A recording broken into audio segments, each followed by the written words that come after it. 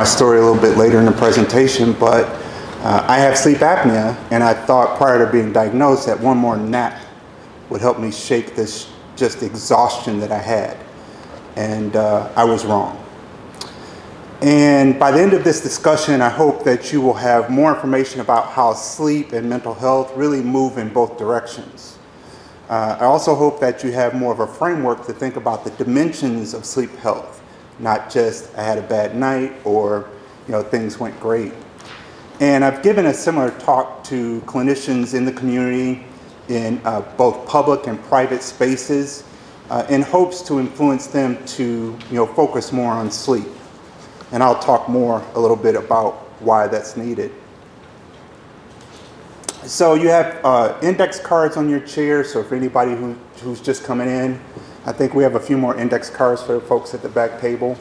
So at some point, I want to play a sleep game. And so we always talk about sleep in various ways. And so on those index cards, I want you to write down some things that maybe you've said yourself, or things that you've heard. Maybe your parents have said them, or your relatives have said them. And then we'll see what we come up with. And if there are any questions, please write those down on the index card. So this is just a brief overview of what we're going to talk about tonight. And I really want to frame the question about sleep and mental health and how it is bidirectional. And really talk about the continuum of sleep health, as well as really talking about how we really sleep. What are the mechanics of sleeping?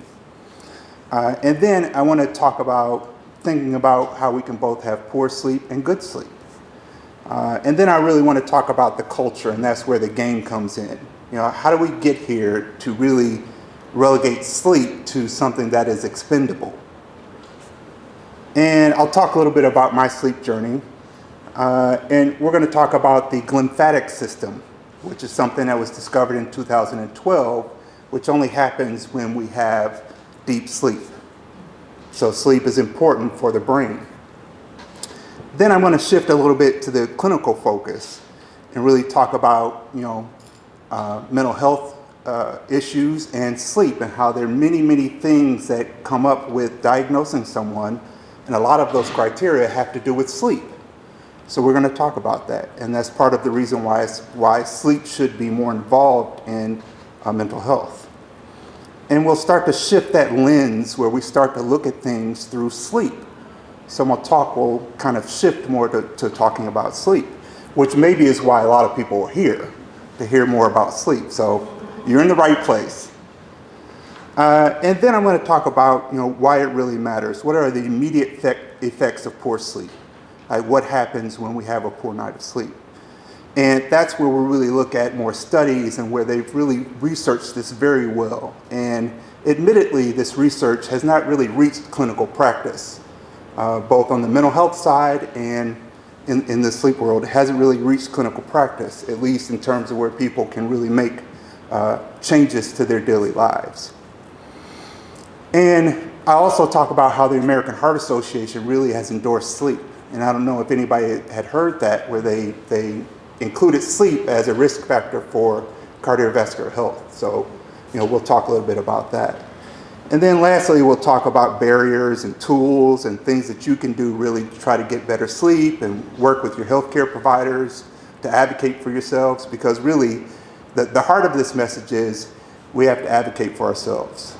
As patients, we have to find that right language to get through these barriers, to get through those doors, and really help our healthcare providers understand what we're going through. So at the heart of it, it's really about advocacy and advocating for yourself. So this is the big question, right? Does poor sleep cause worse mental health? Does poor mental health cause sleep problems? Right? We're very familiar with the fact that mental health issues are going to interrupt our sleep. It's going to cause poor sleep.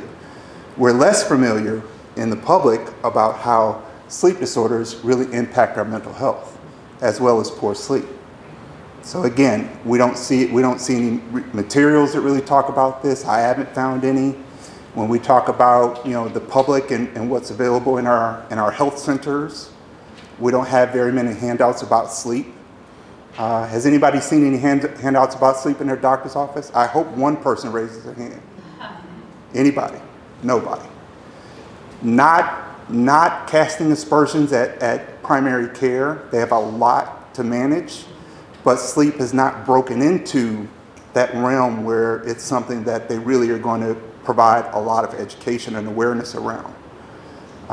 So, how can we really have a real robust conversation if we don't have that awareness and educational materials? And we rely on the healthcare system to kind of provide that. Goes right back to advocacy. We have to go out there and grab that information and harness that. So is it bidirectional? Is it moving in both directions? And when we talk about the sleep continuum, we're talking about healthy sleep, we're talking about poor sleep, and we're talking about sleep disorders. So healthy sleep is loosely defined as having a consistent schedule, getting 7 to 9 hours of sleep for adults. Children need more than that. Waking refreshed, and good daytime functioning. So I don't know if that really describes anybody throughout their entire lifespan. Does not compute, right? It doesn't compute. And then poor sleep, difficulty falling asleep, difficulty staying asleep, non-restorative sleep, daytime fatigue. In fact, the Centers for Disease Control says that 1 in 3 Americans are getting less than 7 to 6 hours of sleep at night. So it's a problem for a lot of folks across the country. It's a worldwide problem. And then you have sleep disorders, sleep apnea, insomnia, restless leg syndrome. And these are often undiagnosed, especially for women and for minorities. Sleep disorders are often undiagnosed, and there are systemic reasons for that. And then sometimes things can be undertreated. I have a number of different patient advocacy colleagues who are undertreated, and they are still exhausted, and the treatment is not effective. And some have given up, which I completely respect that, and they're trying other things. So, when we think about sleep, it's really on a continuum. And especially when we think about, our lifespan, we're younger and we're getting these messages presumably from our, caretakers, our loved ones, our parents or guardians. And, we go on from there. But that's in an ideal situation. There are lots of things that impact our attitudes about sleep. So it changes throughout our lifespan. So let's talk a little bit about how we sleep, just the mechanics of sleeping. So during the morning, we wake up, we have a deflated balloon, right? That is our sleep drive. We've gotten rest, we've been able to sleep, and that balloon is deflated. As we go on throughout the day, that balloon inflates a little bit more. And at night, we want that balloon to be fully inflated. We want our drive to be at the highest level, our sleep drive, so that we're ready to go to bed. So for those who takes naps, I'm going to raise my hand. Naps. Everybody takes naps, right? So can anybody guess what sleep physicians recommend a nap duration should be? An hour, not 2 hours, not 2 hours, right? Half an hour is around 20 minutes to half an hour, right? It's not 2 hours. The balloon deflates a little bit, right? The body is keeping track of that. So if we're taking multiple naps during the day and there's no other explanation, no other medical conditions that can be, pointed to as to why, the fatigue is excessive, then there's a potential issue that should be talked about with your physician. So we want that balloon to be nice and inflated. So the more naps you take throughout the day, the more deflated that balloon is. And so your drive is not hitting that peak. And we know melatonin is involved, right? And so we want that melatonin to rise naturally. It's a natural hormone in our body. Well, when those naps happen, that melatonin starts to get a little floppy, right?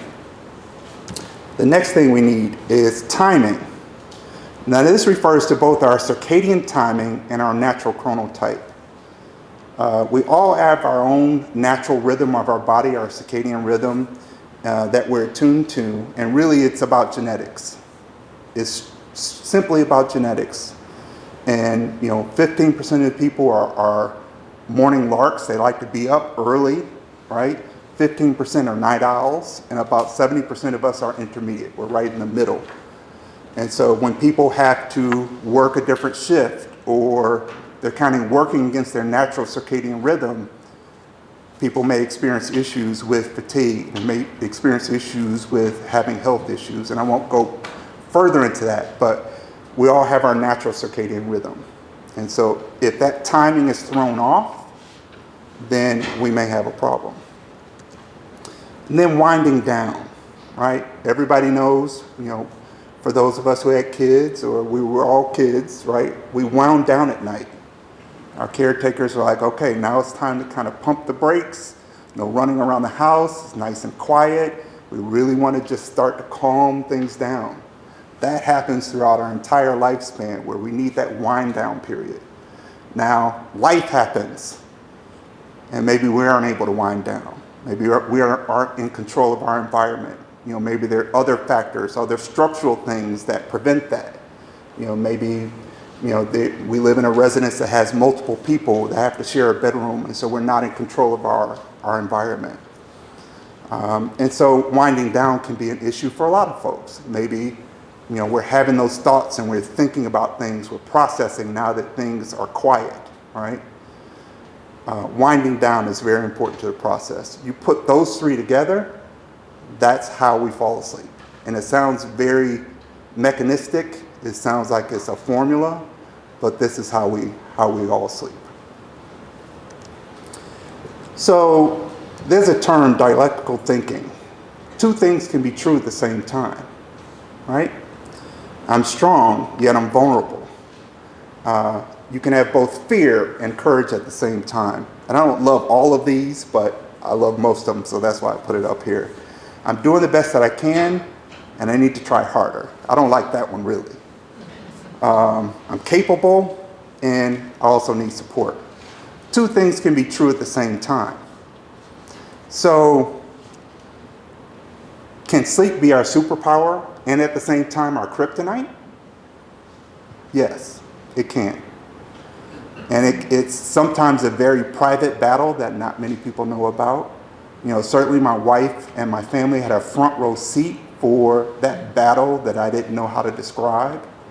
And, prior to being diagnosed and getting treated and successfully adjusting to treatment on my own, it was my kryptonite for many, many, many years.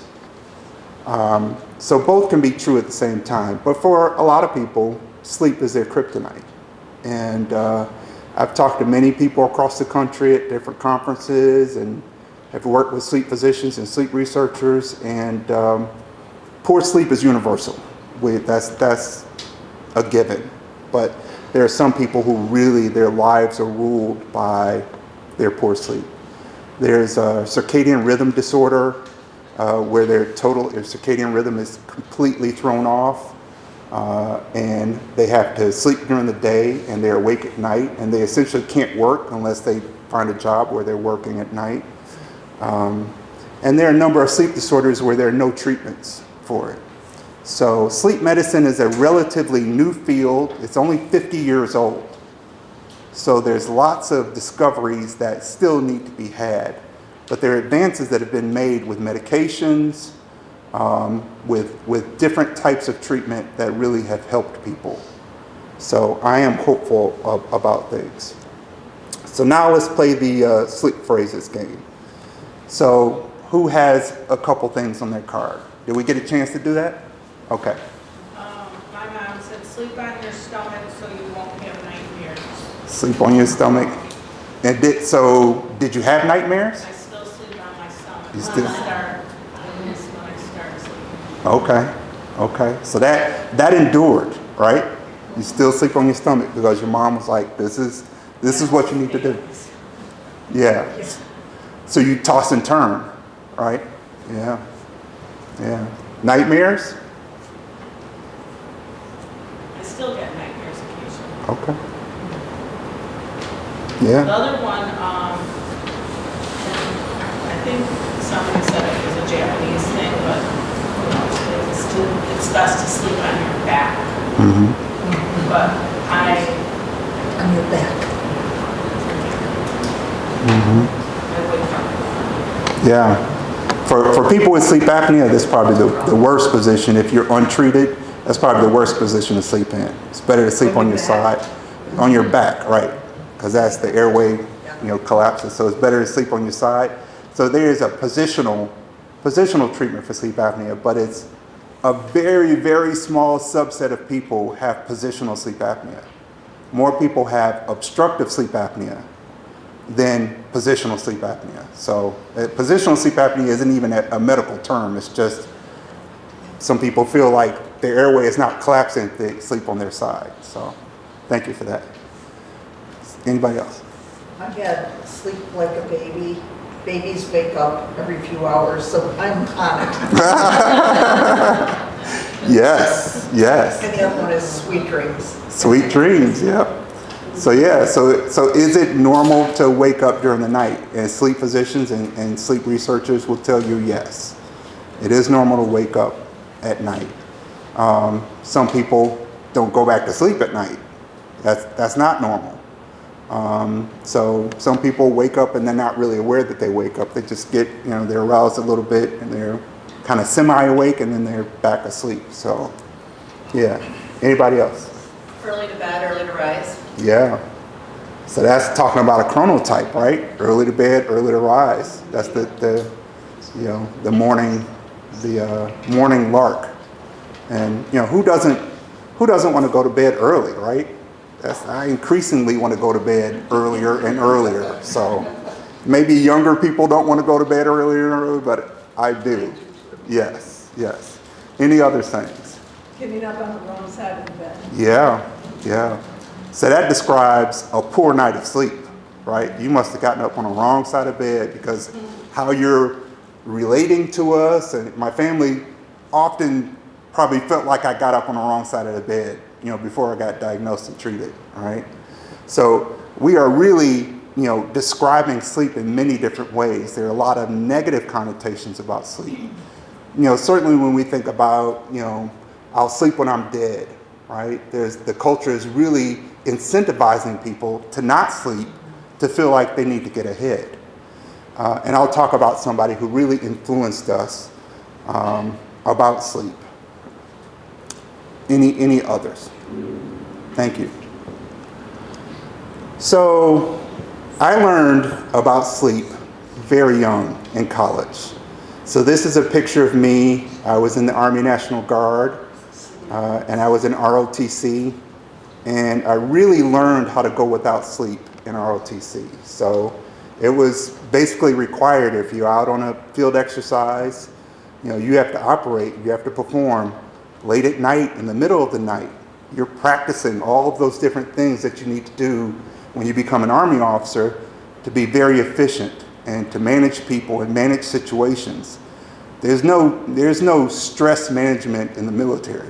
There's no, you got up on the wrong side of the bed, we'll just pump the brakes. It's all go, go, go, go, go. And you're taught that from the very moment you start training. And you're kind of indoctrinated to just go. You don't have time to say, I'm really tired. The commanders and the leaders didn't want to hear that. Everybody from the top down is working at all hours of the night. And so that really influenced my attitudes about sleep.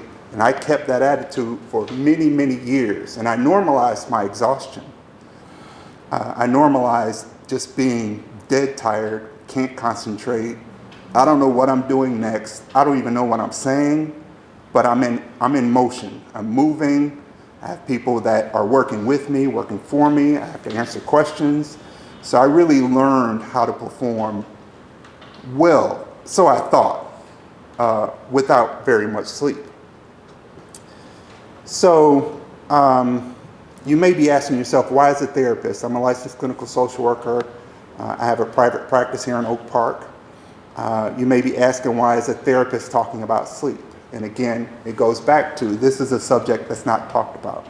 It's not talked about in the mental health community, so I really appreciate the Oak Park Township Community Mental Health Board and Thrive for allowing me to give this presentation. The Oak Park Community Mental Health Board has allowed me to do numerous presentations to talk to other clinicians about sleep and the importance of working with your client around sleep and assessing sleep and trying to figure out, is there anything that we can do? So it really impacted my mood, my concentration, my performance at work, relationships with my family and my wife. As I said, I was diagnosed in 2006 with severe sleep apnea, and I really had no clue that this would be a major health factor for me. So as I said, sleep is really my kryptonite. So my journey really started from a pure self-interest. It was really, once I got diagnosed, I wanted to read every clinical journal article I could about sleep. I wanted to know, what is the trajectory here? What is the path? Where is this going for me? And my sleep physician gave me a packet of information, and I promptly put that information on a shelf and forgot about it. I even misremembered that, oh, they didn't give me any information. I found it in an attic, like, wow, they did give me a packet. I have to apologize to that sleep doctor. But oftentimes, we as patients really don't get a lot of information, like I said, and we really have to kind of advocate and reach out for that information. So that researching and really looking at clinical journal articles really helped me see how many comorbid health issues co-occur with sleep disorders. And of course, being a clinical social worker, I honed in on mental health. So really I've been looking at this for years, almost 2 decades, to try to understand it for myself. And what I found is that, cognitively, I was very severely impaired, cognitively. And it evidenced itself in a number of different ways. My processing speed was down, and I only discovered this after having been successfully treated for a number of months, where my processing speed, my executive functioning improved. And in fact, if I don't wear my CPAP tonight, those things come rushing back. And in the middle of this presentation, we'll talk about what happens when you have a poor night of sleep. I really identify with a lot of these things in terms of decision making, in terms of stress tolerance. So it's something that I feel daily if I don't wear my machine. And really, sleep apnea is a daily battle for me.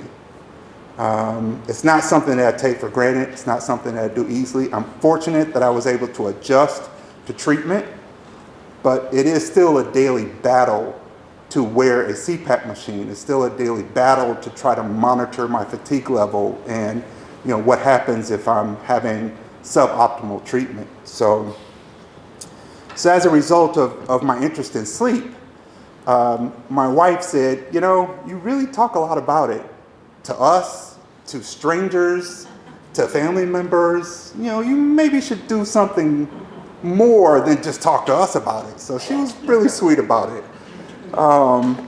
But that's when I started to join nonprofits. And so I joined a small national nonprofit. And through that nonprofit, I was able to meet sleep physicians, sleep researchers from across the country, sleep patients, and really learn about sleep disorders from a wider perspective. And I got to go to Washington to talk to legislators about sleep and the importance of funding for sleep, for the CDC. And then I was always focused on underserved populations. That's just naturally built in my DNA. And I think because of that experience, some people maybe embraced me and kind of took me under their wing, sleep physicians and sleep researchers. And so I started to learn even more about sleep and sleep disorders. And then I would move on to another small national nonprofit that was really wonderful. Met some leading sleep physicians from Harvard, from Yale, from even smaller institutions that were marvelous and very focused on patient-centered research and outcomes for patients, which is what we want. We want healthcare providers and researchers to really focus on what matters to us most. And then in 2023, I felt like I really need to make a concerted focus on sleep equity and focus on people who are underserved and under-resourced. And so I founded the Sleep Equity Project, and we're focused on people who don't have a lot, don't have a lot of education about sleep. That might describe all of us, but there are other systemic issues that are causing people to have poor sleep that we may not have, like neighborhood noise. You know, we can hear the expressway from our house, so we hear when they're drag racing and doing all that, but there's some people where trucks are going down their streets, where there are things that really, you know, the housing stock that they live in has very thin walls, and they're very closely built. So there are structural things as to why people have poor sleep. And at the same time, I think I had done such good work that I was invited to serve on the National Institutes of Health Sleep Disorder Research Advisory Board. In 2024, I was appointed as a board member to that body. And so we advised the director of the Sleep Disorder Research Advisory Board on federal focus of sleep research, which is really exciting to do. We get to there are a number of patients that are on this board, and, you know, expert sleep physicians and sleep researchers, and we get together 3 times a year, once in person, and we really are looking very closely, and we're talking about, you know, the fact that there's not a lot of research around women and sleep. There's not a lot of research on substance use and sleep. And so we're really trying to hit things that need to be prioritized and money allocated for that federal focus to really break through. So I'm really happy that I was appointed to that board. And then just recently, I was appointed to the American Academy of Sleep Medicine's foundation, their board of directors. And that's exciting because I'm the first patient to be appointed to that board. And so the rest of my colleagues are sleep physicians and sleep researchers. And so, you know, this is really, it's a testament to, you know, patient-centered care, to advocating for patients and outcomes. And I'm really excited to really join that foundation. And so, you know, all of these experiences really, you would think I didn't have any more time to do things, that this would keep me busy. I retired after 30 years from Cook County Adult Probation. I worked as an adult probation officer and a program manager. 22 of those years, I only worked with people with severe mental illnesses, which is where, you know, I was actually here. I was assigned to multiple courthouses throughout the county, and throughout my career, Maywood was one of my courthouses. So, you know, I worked with a number of individuals who were on felony and misdemeanor probation who lived here in Oak Park. And so I have extensive experience with community mental health. I've worked with Thrive and multiple agencies, with NAMI, Metro Suburban, which is an excellent support system. But I felt like I still wanted to do more. And so I really have shifted my private practice to the intersection between sleep and mental health. And I started that at the beginning of the year, which is why I wanted to give these talks. And I've been giving these talks for probably about a year now. You know, I've talked to public mental health centers, private therapists, and Mosaic is my next agency that I'm going to get a chance to talk to. So I'm really excited about talking to the staff at Mosaic. And it's all to really elevate the posture of sleep and help people really understand that bidirectional nature between sleep and mental health. So this is just a 1-minute video about the glymphatic system. Has anybody heard about the glymphatic system? So we're all familiar with the lymphatic system. And in 2012, Dr. Nerdegard, who's pictured here, she and her lab discovered the glymphatic system. Prior to that, we didn't know how the toxins rid itself from the brain. They didn't know how it crossed the blood-brain barrier. Couldn't figure it out, couldn't visualize it, didn't know. They figured it out. So this is just a short video. We tested the sound, so I hope it's appropriate. It's one of the big mysteries of biology, why do we need to sleep? Mulet's state is sleep to clean the brain, because cleaning the brain is not compatible by being awake. Do you ever wonder why we sleep?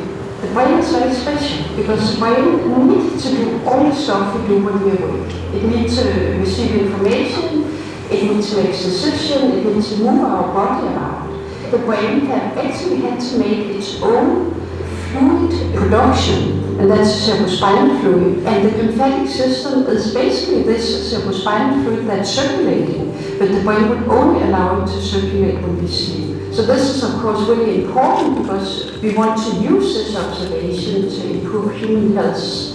And what we can predict now is that it's absolutely required to sleep to be able to clean your brain. And one of the key questions for us right now, when we have established the importance of sleep, that is to basically discover what type of sleep is most important. I think we all know when we wake up after a good night of sleep.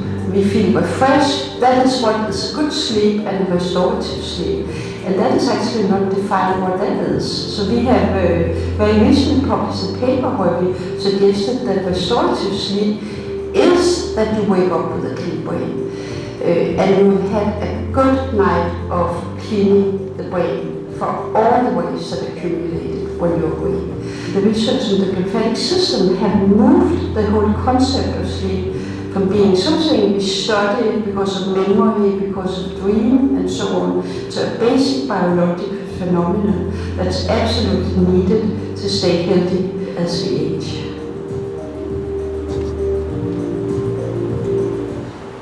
So now you guys know a little bit about the lymphatic system. I encourage you to look it up on your own. I'm fascinated by it. I have not stopped looking at these videos. I want to know more. But really the consequences of poor sleep are potentially that it restricts this deep cleaning of the brain. And essentially what happens in this study that was done, when we sleep, the brain actually shrinks a little bit and the cerebrospinal fluid is able to wash through and wash the toxins away. And so that's essentially, and they found through this very elegant study that it happens with a specific amount of sleep. So they aren't saying get 6.5 hours of sleep, but they're saying that there needs to be deep sleep. And certainly this is still relatively new research, 2012, and so there's lots to learn. But for people with sleep apnea, some people may be prone to mild cognitive impairment. And so this research really still has not connected those dots in terms of Alzheimer's disease. But certainly, a lot of researchers are very, very focused on this from the sleep community. But I think it's really interesting to know. It's one of the big mysteries.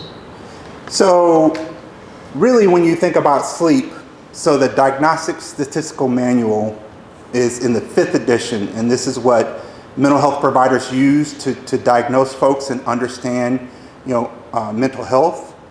So it's DSM-5, and we're at the TR, which means text revised. So there's some revisions there that they made. And so in looking through that, sleep disturbance is rarely an isolated complaint. And it's explicitly stated as a critical diagnostic indicator across multiple mental health conditions. So when you're looking at depressive disorder, anxiety disorder, trauma, even substance-related disorders, bipolar disorder, sleep is part of that criteria.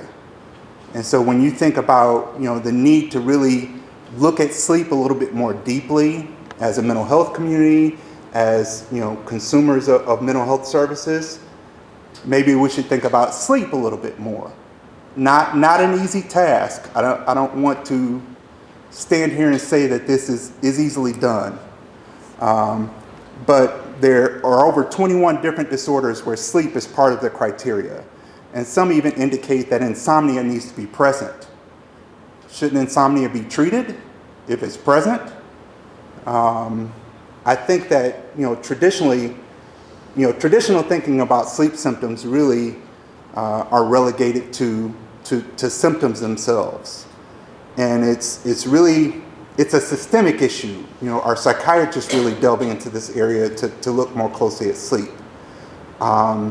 It's something that really is an emerging issue, and again, as I said, sleep medicine is still a relatively new field. But when you think about sleep as a symptom, traditionally therapists are looking at, if somebody's sleep is worsening, then maybe their mental health is why their sleep is worsening. So maybe treatment has not been as effective as it should be. And improvements in sleep may signal a response to therapy. And so really it is used, but it's not something that really is clearly identified as maybe we need to look to see if there's a sleep disorder present. Maybe some referral needs to be made to a sleep physician. Now I have talked to clinicians where they said, I am on point, I'm 100% focused on this in terms of how I conceptualize my work with my client, and they do refer people out. But I think that really when you talk about shifting that focus a little bit, sleep really can be a target for an intervention. And it's certainly not the clinician's intervention, but I think that there's lots of room in terms of doing more than just sleep hygiene and really helping clients and helping people understand that the dimensions of sleep are very wide. And so when we talk about, and I'll talk about that in a few minutes, the dimensions of sleep, maybe you're able to shift a little bit, shift some behaviors, shift some resources, and kind of focus on those dimensions of sleep health. And, as I said, whose intervention is it? Is it the therapist, or is it sleep medicine? Is it both? Is it patient on their own? Sometimes the patient is on their own. There aren't enough sleep physicians to meet the needs. I often tell sleep physicians, if I convinced 500 more people through the Sleep Equity Project to come to your front door for treatment, it would be kind of cumbersome for their system because there aren't enough sleep physicians. There aren't enough people who are going into the field of sleep medicine. So that is definitely a concern. So really looking at the lens from a sleep perspective, we start to shift and we start to think about poor sleep and sleep disorders really contributing to the worsening of our mental health. And the issue of poor sleep and diagnosing and treating sleep disorders becomes a modifiable risk factor for our mental health. So what is the effect of one night of poor sleep? What happens when we have weeks and months of poor sleep? Poor sleep has an immediate emotional effect. Some people, and I'll say some, this doesn't happen to everyone, some people are more irritable. Certainly my family saw that. Some people are more anxious, on edge. Some people have a lower stress tolerance. Some people have a stronger negative reaction. They overreact. Some people, it's harder for them to calm down. And so this study is a 2024 study which really spelled this out. And really, sleep loss really makes our emotions feel bigger and harder to regulate. Certainly the domain of the therapist, certainly something that a patient would get great benefit out of really working on strategies and skills to really address that. But it could also be something that is night after night after night. It could also be a disorder that really needs treatment. So key findings after sleep loss in this study talked about the amygdala is more reactive. That prefrontal cortex, you have less control. Some people have less control. And in this study, this is one night without sleep. And in these subjects, they saw a 60% stronger amygdala response to negative images and a weaker emotional regulation from the prefrontal cortex. So really, they're really focused on studying what does poor sleep do to people. So this is kind of a busy slide. I almost didn't put it in here, but when we think about the big picture about mental health and sleep having a bidirectional relationship, they really share overlapping structures, both sleep and mental health. And so when we think about neurotransmitters, right, GABA supports the sleep onset and maintenance. Serotonin influences our mood, our circadian timing, and REM sleep. Dopamine promotes wakefulness and can increase arousal. Orexin helps maintain wakefulness and alertness. And so we recognize some of those things, right, in the mental health world. And really, sleep problems are not just symptoms. They may, again, be treatment targets, things that really should be treated. And the take home is that sleep health should be part of our usual care in healthcare. We should have information available at our primary care doctors. We should have that robust discussion. And then when we think about,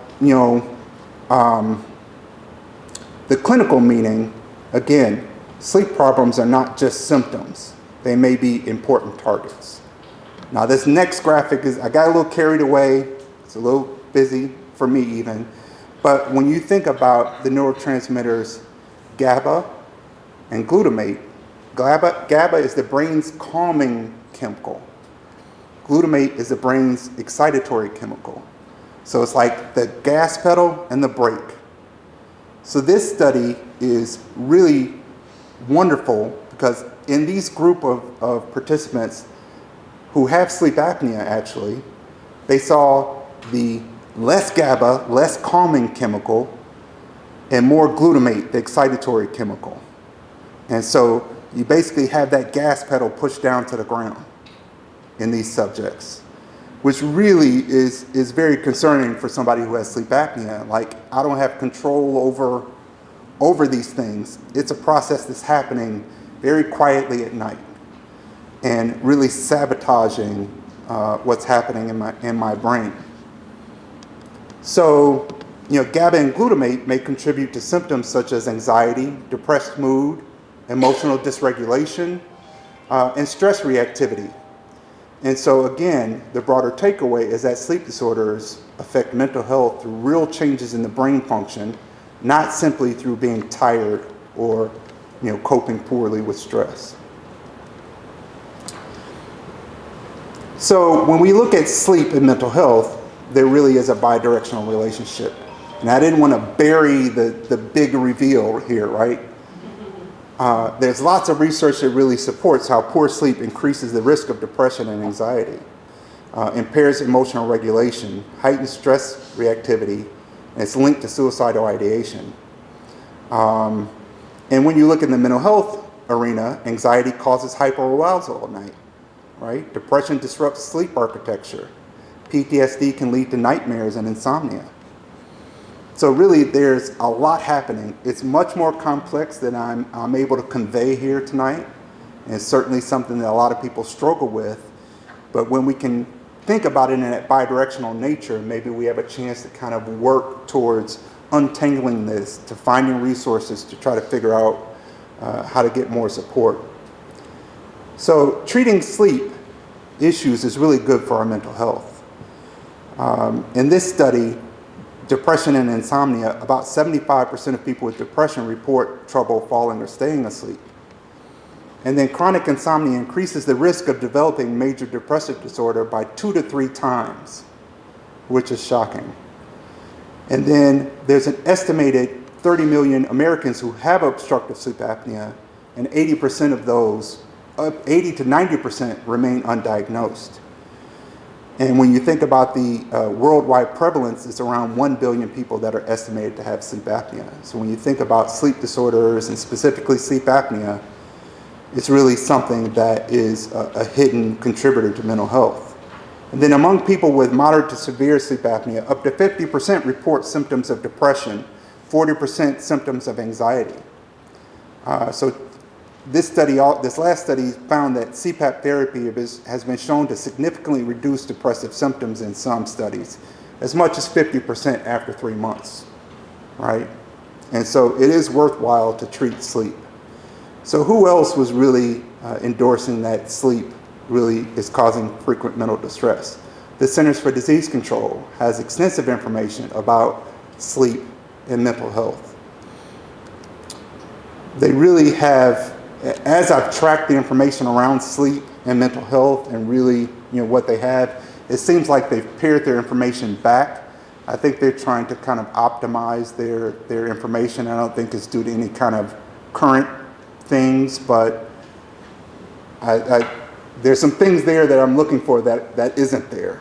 But that's why it's really important for us to really embrace this information and carry it forward. So the CDC, this is where they're talking about, poor sleep. And then they also indicate there at the second to last bullet point that, insufficient sleep is linked to increased risk of anxiety, depression, obesity, and heart disease. So the CDC is very focused on that aspect.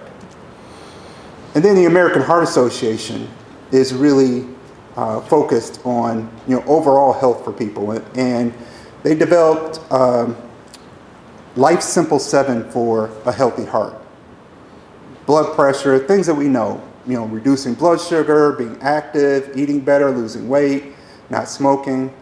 And then after 12 years and more than 2,400 scientific papers on the topic and new discoveries around the heart and brain health, they decided to add sleep as their 8th healthy habit. So now we have the American Heart Association saying Americans and people worldwide should work on improving their sleep. This is something that they have found the research that really supports that it really helps our cardiac health. They even went so far to look at specific sleep disorders and put information out. So that's the next slide. But this one really reinforces that poor sleep may put you and your health at a higher risk for depression, diabetes, and a number of other health conditions. And so that's great. They have robust information on their website. I encourage people to go to the American Heart Association and look at that information. It came out in 2022. I don't think it gets talked about enough, but I think cardiologists are the specialists who are probably most in tune with sleep. And they really have made advances in terms of getting people diagnosed and treated for sleep disorders. So I'm really happy to see that happening. And here's the information on their website where they're talking about how sleep disorders really hurt heart health. So they're talking about insomnia, narcolepsy, sleep apnea, and restless leg syndrome. So I encourage you again to go look at that. It's really great information. And I want to be mindful of the time. We have 90 minutes, but I'll save time for questions, certainly. So when we think about mental health and sleep, it seems like they're in two silos and they don't meet. So that's part of why I'm coming out to do these talks. But is it fair to really know, for therapists really to know a lot about sleep?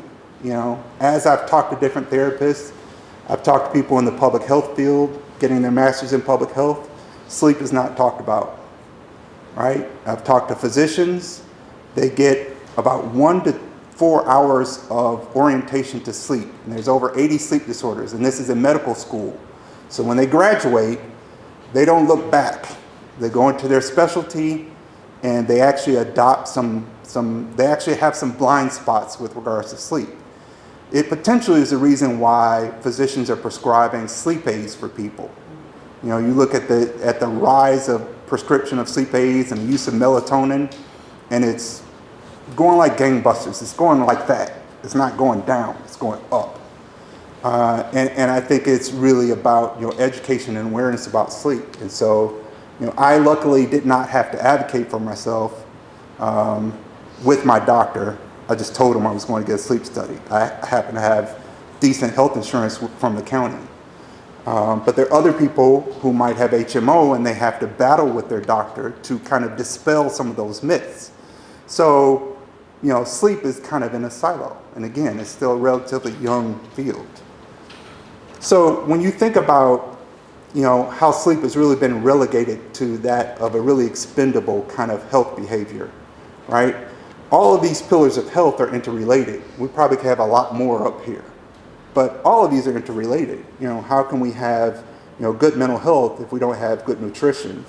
How can we have good mental health if we don't have, good social connection and intellectual stimulation, spiritual support? How can we have that good mental health? And so that's why we have that crack in that column, because there are lots of things that are happening that are disrupting our sleep that are also affecting other things. So when you talk about the influence of culture, we think about Thomas Edison. Thomas Edison helped develop the first light bulb that really was long-lasting and commercially practical, right? And he's often accused of having forever disrupted our internal clocks, our circadian clocks, with the invention of the light bulb, the commercially available light bulb. And some researchers have gone so far as to say that, estimating that this artificial light has stripped modern life of 1 to 2 hours of sleep at night, right? So bright lights are not our friends at night. We want dim lights. We kind of know that generally with sleep hygiene.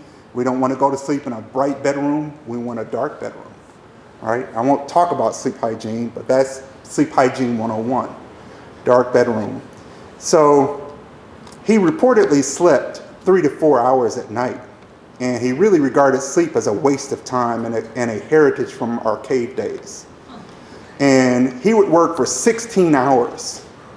And he was quoted as saying he owes his success to the fact that he never had a clock in his workroom. But he took lots of naps, right? He was a nap monster. So here he is napping, right? So he's napping in his study, and he would fall asleep on his desk.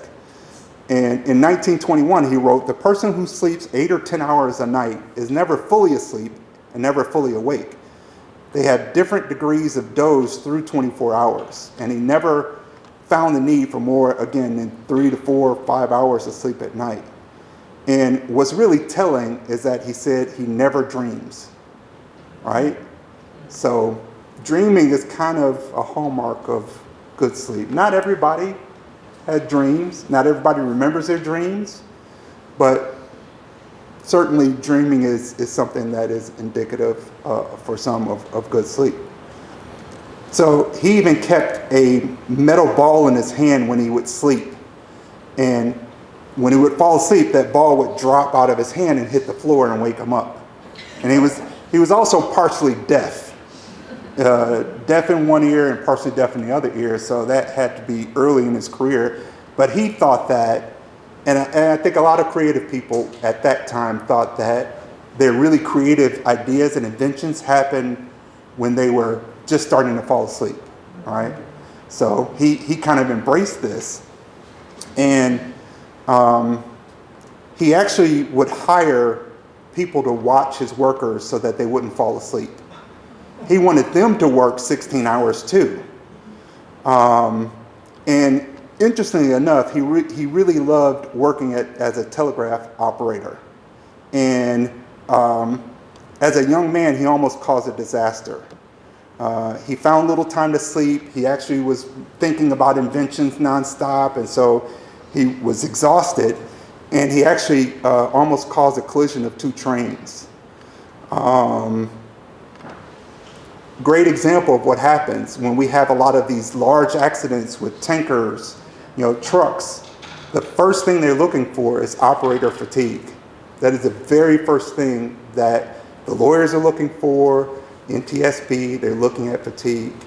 And so we have a long history of feeling like sleep is just not for us. And here he is after working 72 hours continuously, napping. He would go on to live for 84 years. So there are people who have severe sleep apnea, never get treated for it, and then live to be 90, 95. It's possible. Sometimes I get asked, can sleep apnea make you die? I'll point to those folks and say, not all the time. But it's the chronic conditions that actually start to really impact people's health status and their mortality. So when you think about poor sleep state by state, this information is 2022 from the CDC. Illinois has poor sleep, but Hawaii has the worst sleep at 46%. I would certainly like to try to get sleep in Hawaii. I want to do that. But it's really shocking to see that. The CDC doesn't explain why this happens, but this is from behavioral risk factor surveillance systems that are set up and national health interviews that they're gleaning this information. And so we'll talk about Oak Park in a second, and we'll talk about Chicago. So Illinois is about 36%. So we talked about 1/3 of the country has poor sleep. So we're higher than that. So when you look at Chicago, the percentage of adults who get less than 7 hours of sleep found that it was on the west side of Chicago and the south side of Chicago. So I grew up in Chicago, somewhere around here. I don't know if my cursor is up there. South side of Chicago. So we're in the orange. And this scale is really small, but we're looking at anywhere between 30, I think like 25% to almost 50%. So some of these neighborhoods in Chicago, and this is by census tract, are up to 50% of the people living on the west and the south sides of Chicago are getting less than 7 hours of sleep. It would be considered poor sleep. And then I thought it was interesting to look at the percentage of adults who have diabetes and the percentage of adults who have high blood pressure. You see a similar pattern. And so there's something there. And it certainly is much more complex than I'm presenting it today, but sleep is definitely a factor. So now let's look at Cook County. All right, so this is the Cook County data. So southern suburbs of Cook County are red, not good. Northern suburbs of Cook County are blue, somewhere around 27%. We can theorize that maybe there's some socioeconomic status that might be buffering, people's ability to get better sleep.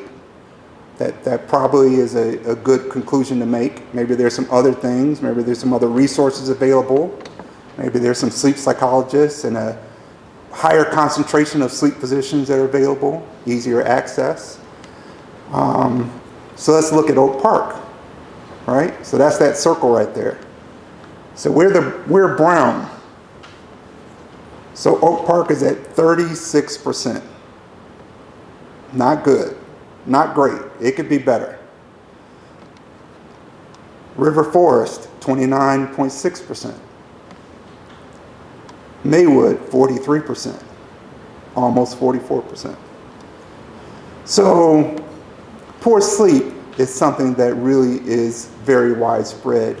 I had a conversation with the public health department here in Oak Park, and they're putting out a community needs survey. And I think that's supposed to launch in September. And the questions that are on that needs survey have already been solidified. And so the conversation essentially went, the email exchange essentially went, have you seen this data about poor sleep in Oak Park and in Cook County? And I don't think they were aware of it. They kind of knew that, sleep is an issue. And I asked if there were any sleep questions on the community needs survey. And the answer was no. And the question was, would you consider some questions on the sleep survey? And this was actually last year. And the response was, our questions are already solidified. We're already, that in my mind, I probably was a year too late. So that conversation should have happened in 2024 to really mount enough evidence to get that, public health official to really include just a couple questions. Now, maybe they might have one. That might have slipped by me, but the feedback I got was, no, we don't have any questions. There's also a new wellness center opening up on the west side of Chicago in Austin. And Lurie Children's Hospital, they came to a health fair that was here recently in Oak Park. Great health fair. Encourage everybody to go. And I asked them in that wellness center, did they have any information around sleep? And the response was, well, what we have there is based on what the community said that they need. So what was my question? Did you guys include some questions about sleep on that needs survey? And this person happened to be one of the people involved. And she kind of thought for a second. She said, no, we didn't.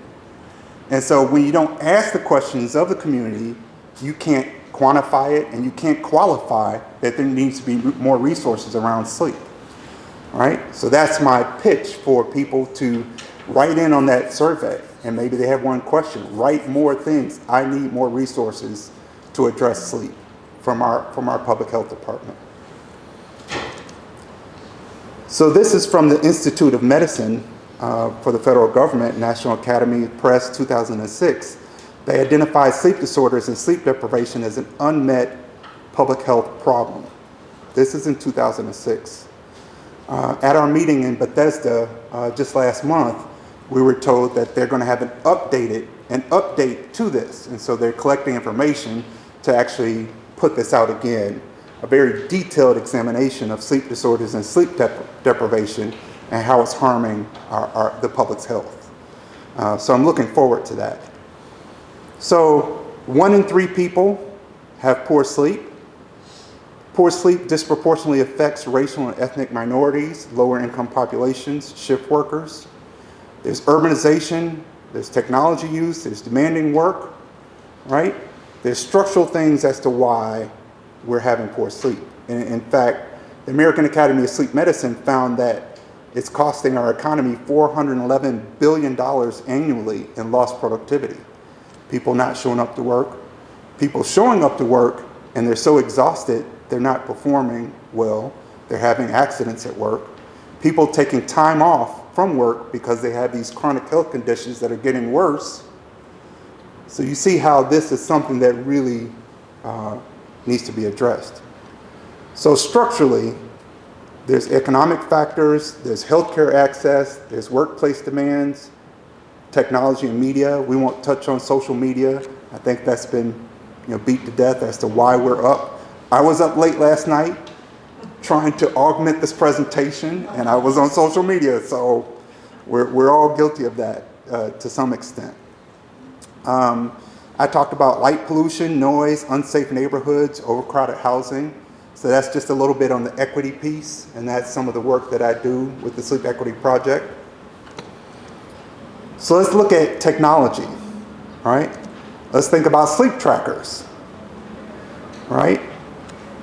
Who has a Fitbit? Who has an Apple Watch? A couple people, right? It provides a lot of information, right? So sleep trackers are really, when I go to the annual sleep conference, it's in June, it's like the Super Bowl of sleep. It's where a lot of folks come. And, the sleep trackers that are there, just things, I saw something that looks like a Band-Aid, which is the FDA trials, which can, they say, diagnose sleep apnea. So it's actually going to be like a sonar where it really, looks at the upper airway and kind of, look at how that potentially might be indicative of sleep apnea. So they really are shooting for the stars there. So this is Dr. Chris Allen, and he's a sleep physician in Saginaw, Michigan, and here's his grading sleep trackers.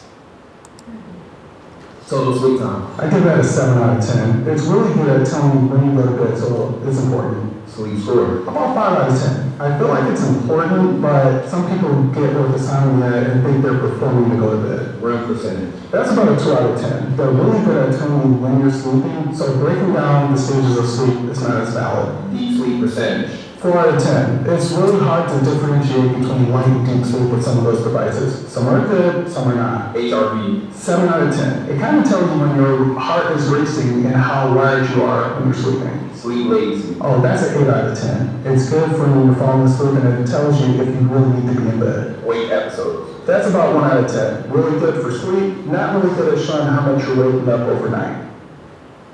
So his overall evaluation, sleep trackers are not the bee's knees, right? And sleep doctors are very kind when people talk to them about sleep trackers and the data. They don't, poo-poo it. They want to listen to patients. They want to hear their information, but they're not going to take people's sleep tracker data, right? They're going to say that it's not medical grade. It's not something that's going to really, measure deep sleep. He gave it a 4 out of 10. REM percentage, he gave it a 2 out of 10. Overall sleep score, a 5 out of 10. So there's so many things that are influencing our sleep. It's just not enough that we're going to make some behavioral changes off that. We think we can. I still say wear them. I have 3 of them. I tried, my wife actually, is not saying, hey, stop buying these things, but I only buy things and I'm looking at heart rate variability. That's one of the things that I'm very focused on, heart rate variability. So I'm not saying people shouldn't buy sleep trackers, but buyer beware. So now we're getting to the dimensions of sleep health. We have about 25 minutes left, about 20 minutes left, and I'll be brief in this part, but it's actually really what I wanted to talk to people about, right? So when you think about the dimensions of sleep health, it can be broken down into, how regular we're sleeping. Do we get in and out of the bed at regular times, 7 days a week, right? What's our overall satisfaction? And it's obviously subjective, but we have those trackers to kind of give us some feedback. Alertness, daytime wakefulness and function. Timing, and that, talks about, your circadian rhythm. Are we going to sleep at the right time that our body is aligned to? Efficiency, percentage of time in bed that we actually sleep, and duration.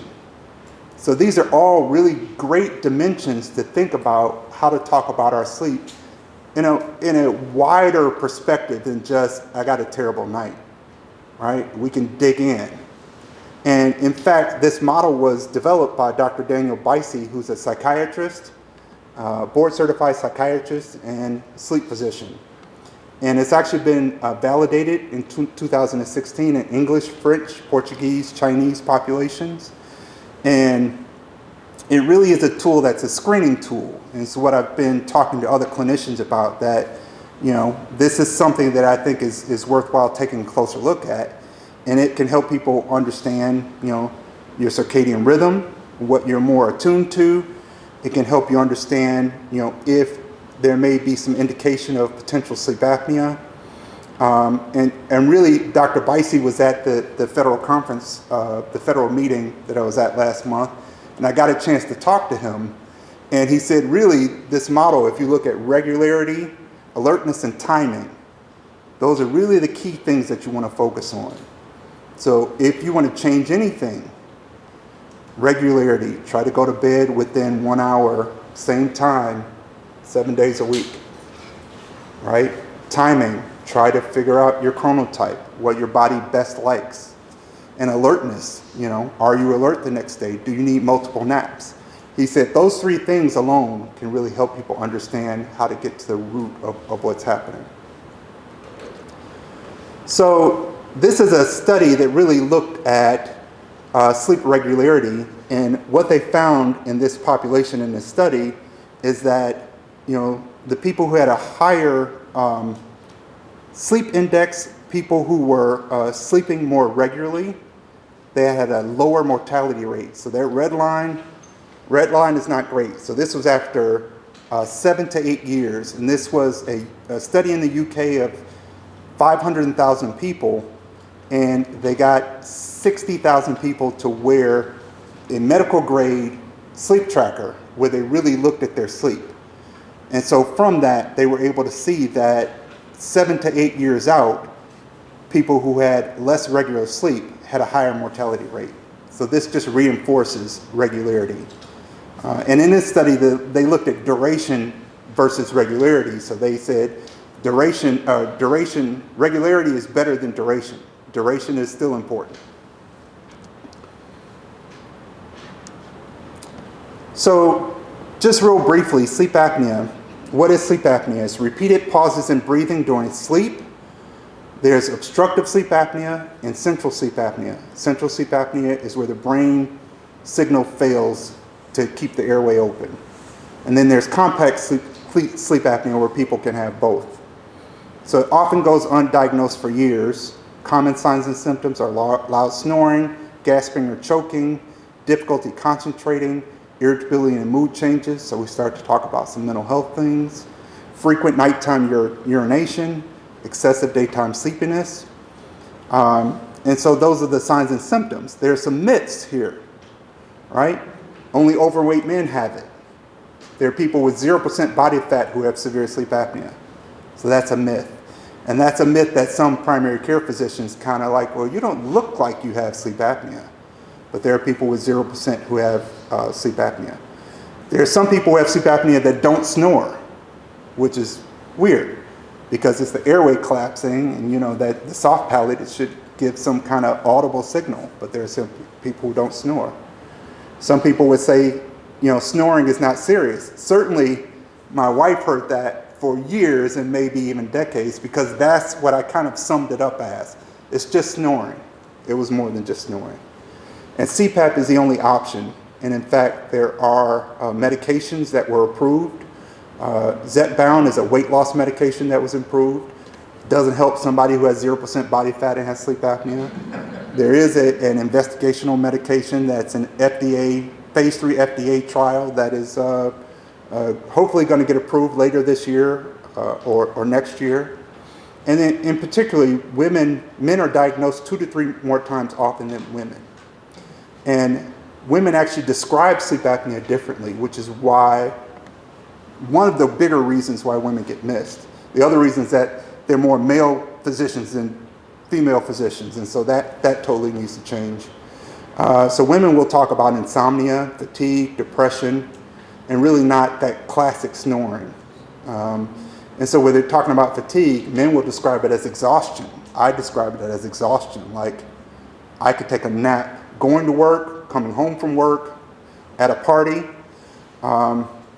Women are more likely to be misdiagnosed with depression or anxiety first, and then pregnancy risk increases the risk of sleep apnea. And the underdiagnosis in women leads to untreated cardiovascular risk. So the fact that the American Heart Association really is putting a lot of effort into this, it has a cardiac risk for some people. And then insomnia. We're getting close. Insomnia. What is insomnia?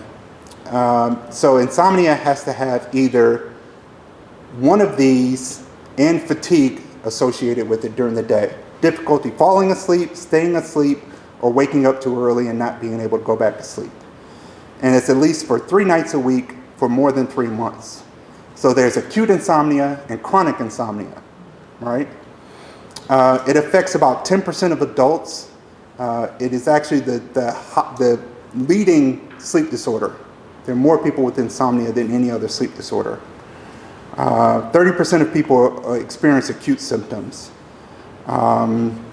Obviously, risk factors are stress, anxiety, shift work. There is a mental health impact, as I talked about earlier. And then the brain really remains in that state of physiological and cognitive over-alertness at night. So there is definitely a mental health tie-in. So the treatment for insomnia is cognitive behavioral therapy for insomnia.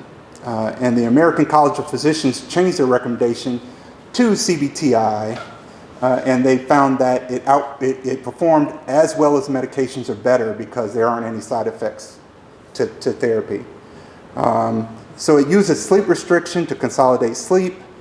It uses a lot of stimulus control when we talk about what you're associating the bedroom with, relaxation training and cognitive restructuring. And so really it's been shown to have long-lasting results. And then I don't think I need to talk about the side effects.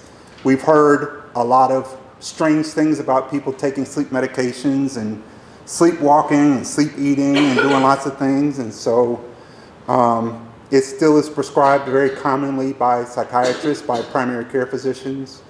But the American College of Physicians is recommending that people do cognitive behavioral therapy. So my last couple of slides are really advocating. As I said, some physicians are only getting 1 to 3 hours. So when they are kind of defaulting to a sleep aid, it's because they really got a drive-by of sleep during medical school. And I've supervised about 13 students who are going for their master's in public health. And a few of them have been physicians or physician's assistants. And they are confirming what I'm saying, that they're not getting a lot on sleep. They're covering a lot of ground. So this partly explains why we need to be our own advocates. And so in terms of primary care, we want to do advocacy, self-advocacy. We want to look at these signs and symptoms, and really we may have to educate them.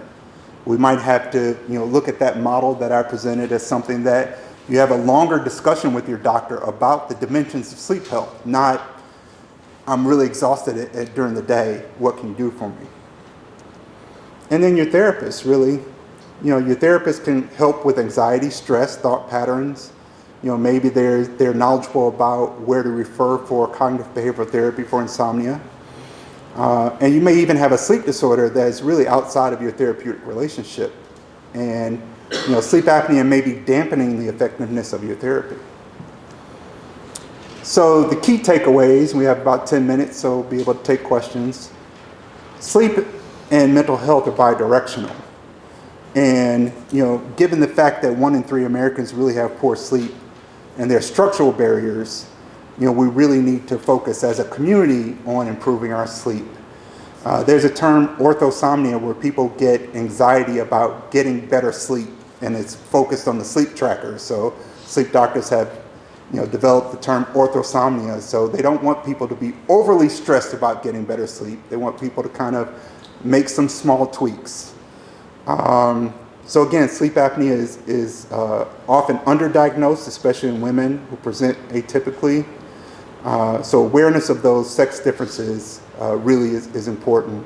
And then CBTI is really effective. So here are some resources. I'll leave this up. I have 2 slides for resources, so if anybody wants to take a picture. Certainly the American Academy of Sleep Medicine is they have a website focused just on education for the public. So it's sleepeducation.org. I highly suggest people go to that website. Sleep physicians have spent a huge amount of time developing great resources that people can look at. And then the National Sleep Foundation is an organization that's both sleep researchers and sleep physicians, and they're really very focused on educating the public. And then I have my website, sleepandmentalwellness.com. I have some resources there for folks to take a look at. And sleepequityproject.org is my nonprofit, so that's focused more on equity work and developing programs out in the community. And then lastly, this is a resource around insomnia for some folks. The Society of Behavioral Sleep Medicine, they have a provider directory. Those are sleep psychologists, and so you can find a certified provider through that website for the Society of Behavioral Sleep Medicine. For those who have socioeconomic challenges, there are some resources. The U.S. Department of Veterans Affairs developed the Insomnia Coach app. It's free. And so that's something that's a resource. Certainly if people have severe or persistent insomnia, then these self-guided tools are maybe not the best. You might want to see someone face-to-face. So with that, I thank you for your time and attention, and I'll take questions. I appreciate your patience. It was a long lecture, but I hope everybody got something from that.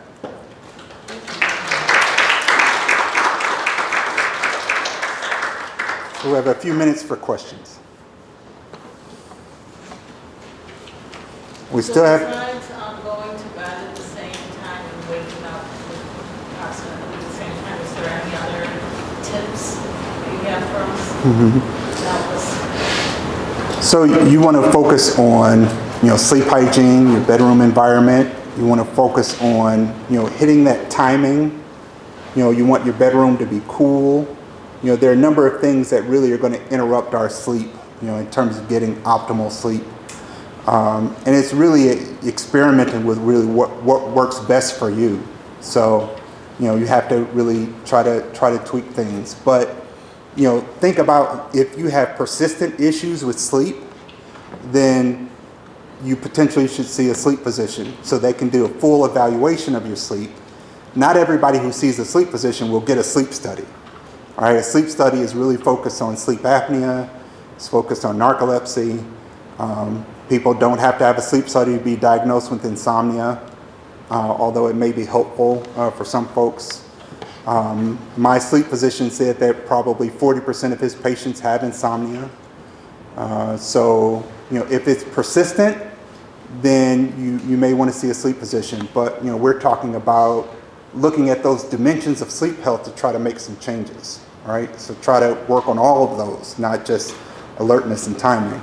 Try to work on all of those so that you can really get a better understanding.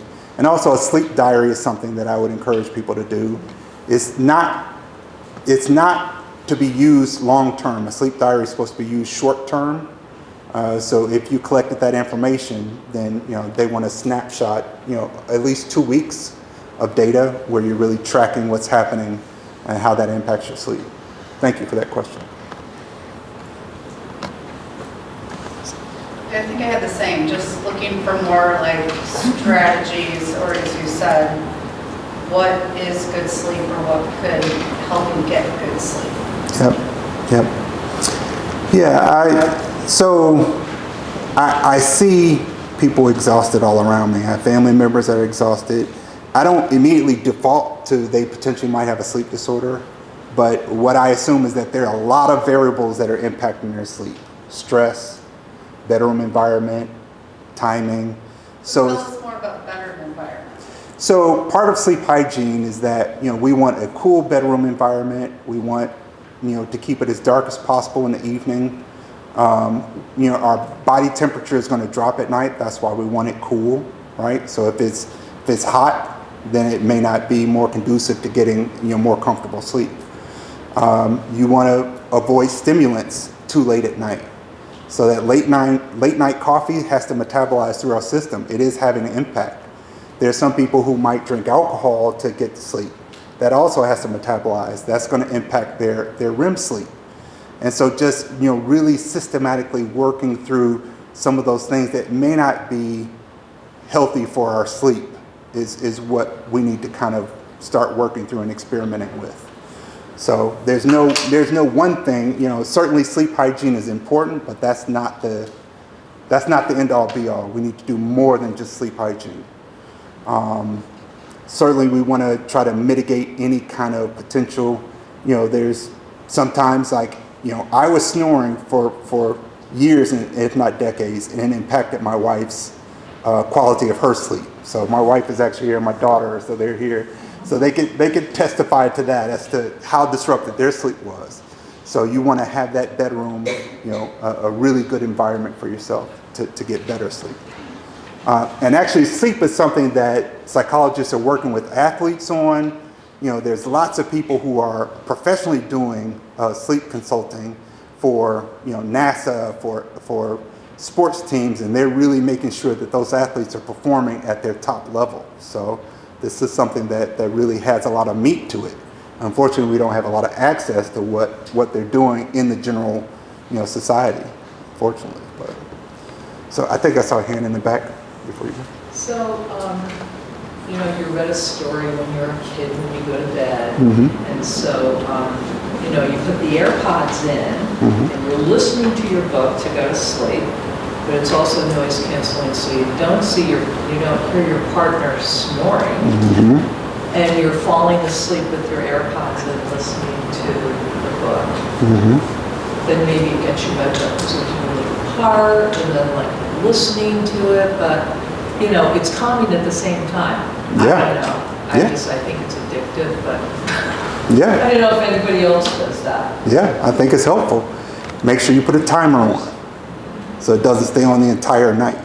Because your brain will continue to be it's listening. Yeah. So make sure you put the timer on so that it goes off eventually. That's the only recommendation. But right here, sorry.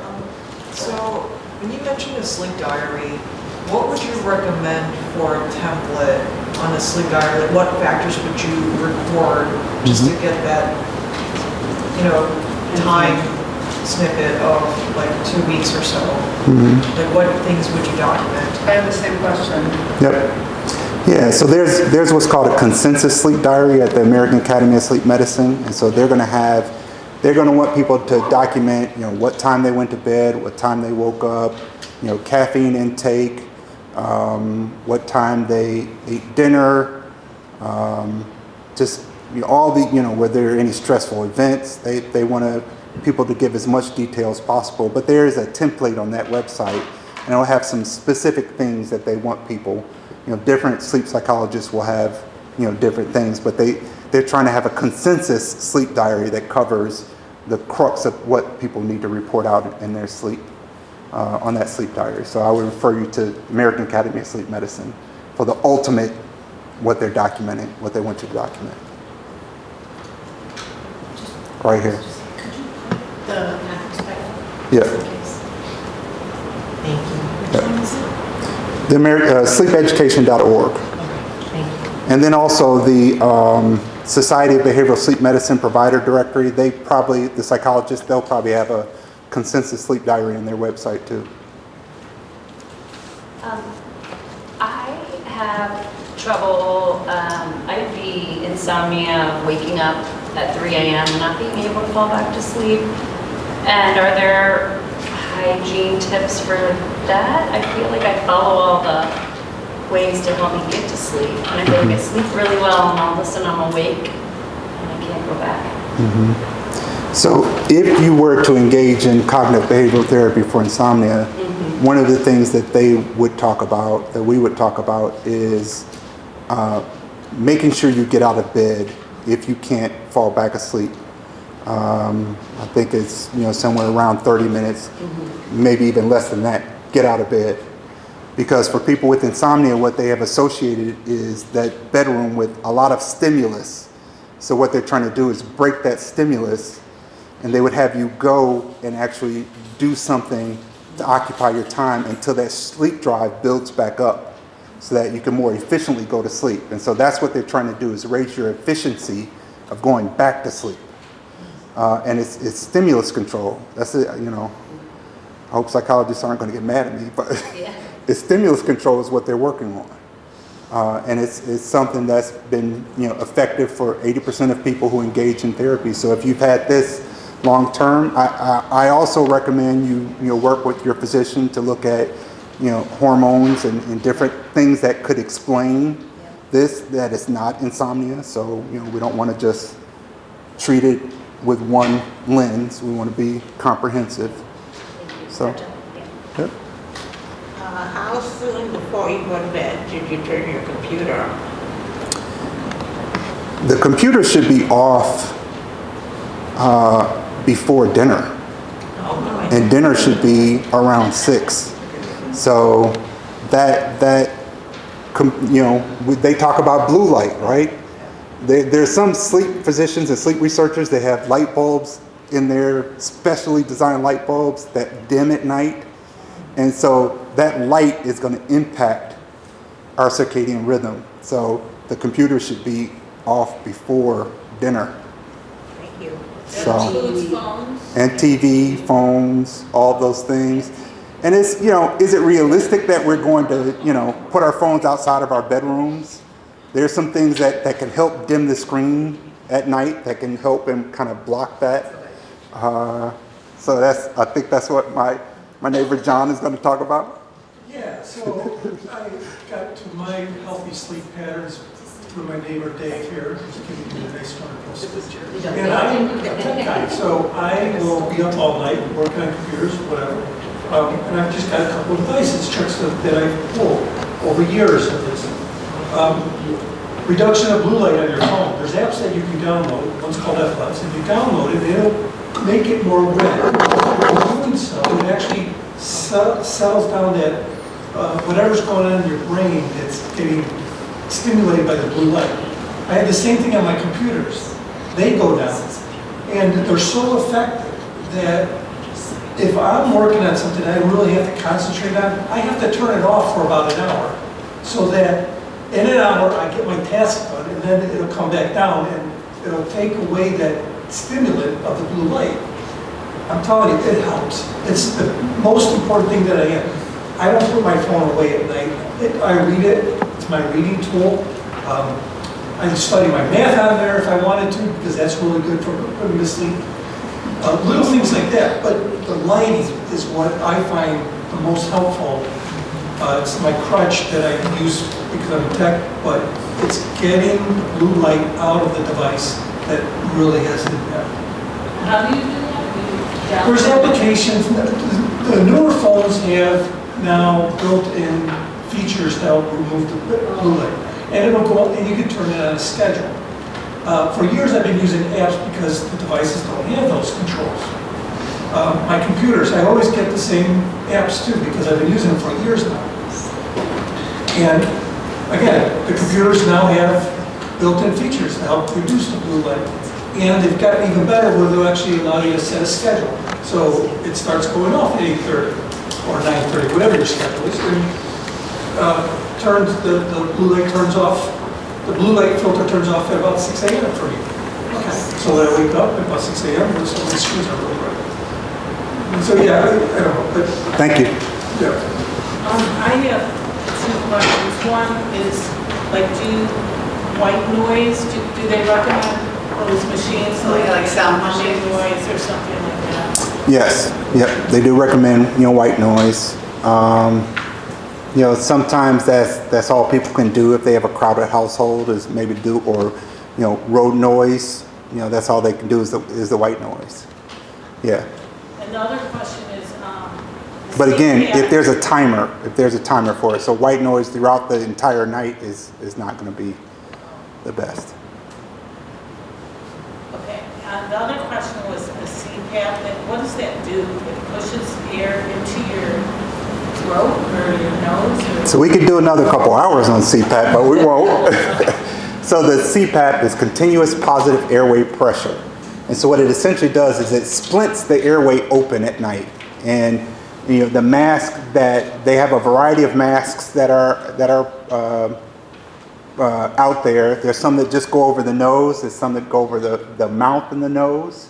And what it's essentially doing is pushing that forced humidified air down the sinus passages to then splint open the airway at night. And so sleep medicine has evolved tremendously in terms of what they have. Initially, what I got was what's called CPAP, which is just a blanket term. And that's one pressure that just goes, and keeps the airway open. Now they have auto-titrating PAP, which the doctor sets a prescription, it's a range. And so it will essentially look and see and give you what you need when you need it. And so it'll go down as a comfort feature when you don't need it. And so they've really evolved. And so when people had COVID, when the pandemic hit, a lot of people were admitted to the hospital. One of the first things they put them on was what's called BiPAPs, which is bi-level pressure. And so that gives more pressure when you inhale and less pressure when you exhale. So it had two different pressures, not the range. And so BiPAPs, we had a shortage of BiPAPs when that happened, because that's exactly what they put people on as soon as they were hospitalized. So that's an explanation of the CPAP machines. They've gotten a lot better, much more quieter. My wife can attest to that, and my daughter. So it's something that, but 50% of people who are prescribed CPAP within the first 3 months will give up and stop wearing it. So there are millions and millions of people who stop wearing it, and it is not a solution for them. And I give a lot of grace and respect for people who just can't adjust to it.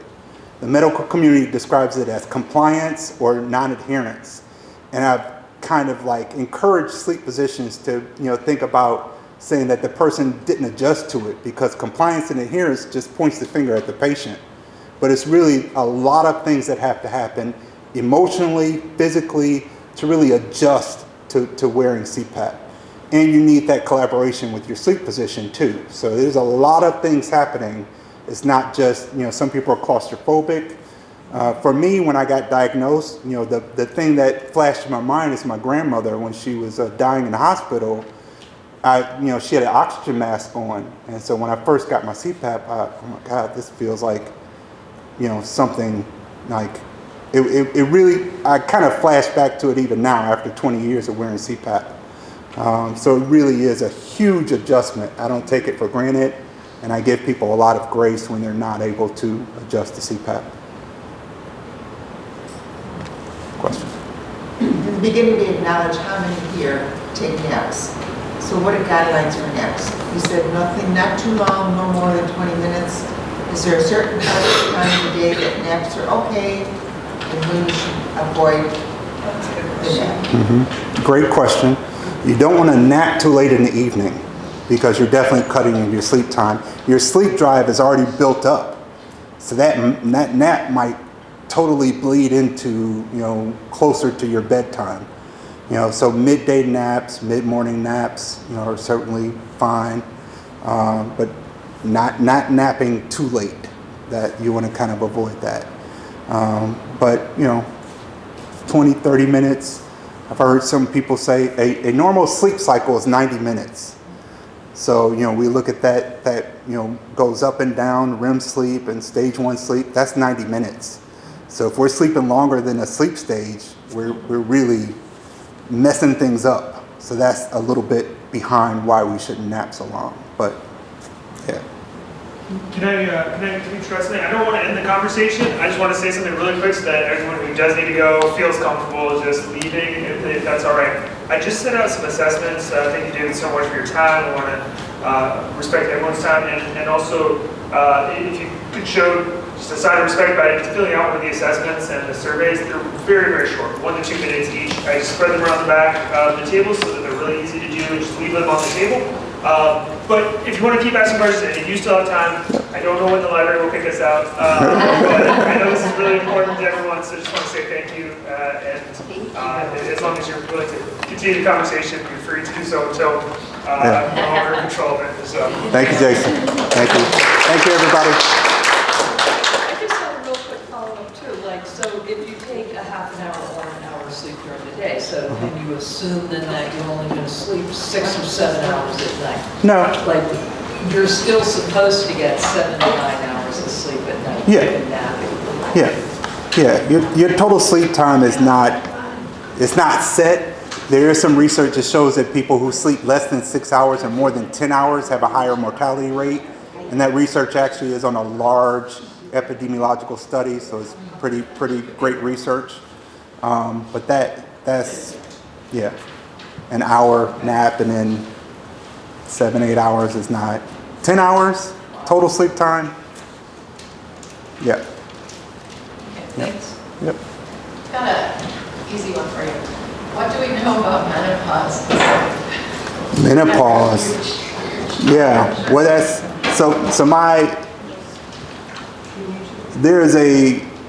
as I said earlier, there has not been a lot of research around women and sleep. And so on a federal level, they're trying to change that. And a lot of discussions are around menopause, around hormones, around life stages and things. I won't say that I know a lot about that. I focus on sleep apnea a lot and insomnia.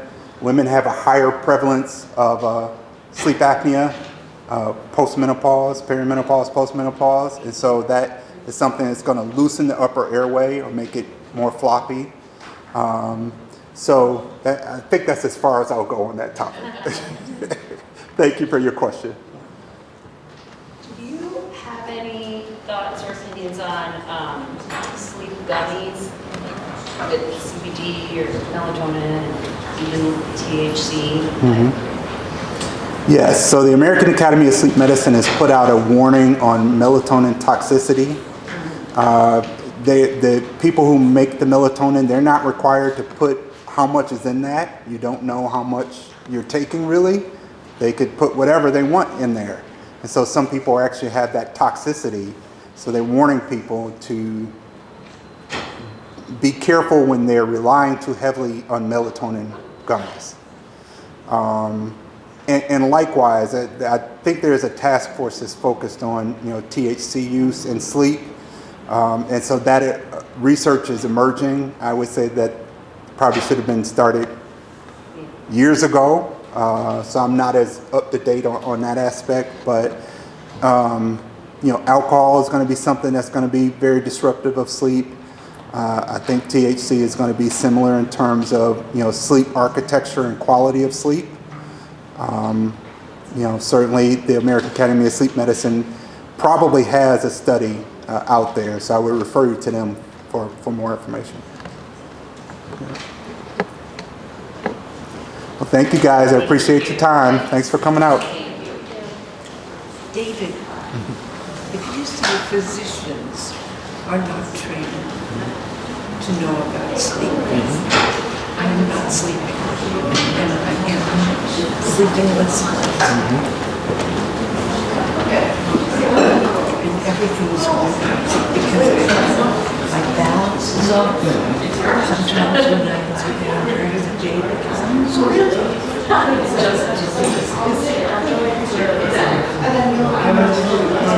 if you say go see a doctor, they're not trained for that. So I do say to my doctor, I take a transit